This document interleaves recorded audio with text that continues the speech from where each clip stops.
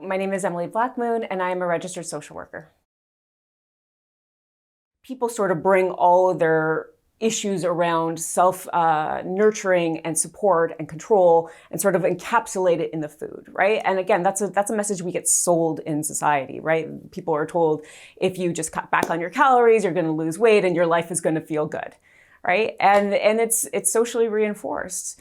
So usually that's where I often will go back into talking to folks about, when did you first start to learn about not only food, but what is supposed to be your relationship to food, right? And so a lot of folks will say, I noticed my parents, they themselves were being like, I have to go on a diet. Or if you lost a little bit of weight, right? Or you would be even that much more better.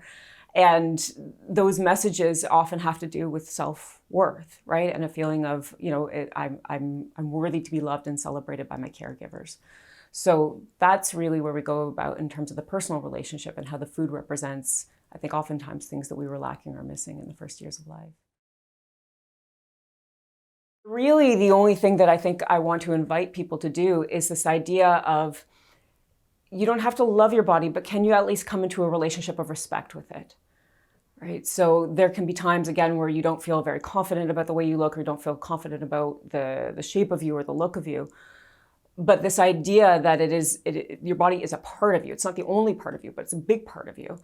So respecting the body, I think, is just this understanding that my body has needs and it has cues. And it has the physical, nutritional needs, but it also has emotional needs, right? And so can we be curious about that? Can we honor that message? Can we listen to that message and maybe even try to offer it support or negotiate with it or talk to it? And that doesn't necessarily have to mean like, I feel so empowered about myself or I think I'm the hottest thing ever. It doesn't have to go to that place if that's not authentic to that person.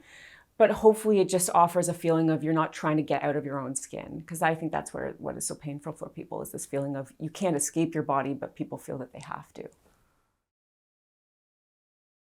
People go through so much grief or anger and they don't know what to do with those emotions. They don't know how to process it. So what I found with a lot of people who were experiencing separation and divorce is that they were sort of collapsing in on themselves. So, there's something about me, I must be bad, I must be wrong. We actually need to take care of those emotions. Anger and sadness are very primal to the architecture of our humanity. They're sort of emotions that we try to get rid of, but we never can because they're kind of what makes us human. So rather than trying to suppress those emotions, really looking into how do we support you in exploring your anger if it's there, and really also exploring your grief. There's all this idea around you're supposed to be in your 30s and 40s and 50s and 60s and onwards, settle down. But that's not true for everyone. Certainly for folks who have been separated or divorced and maybe decide that that's where they need to be, right? They need to stay single.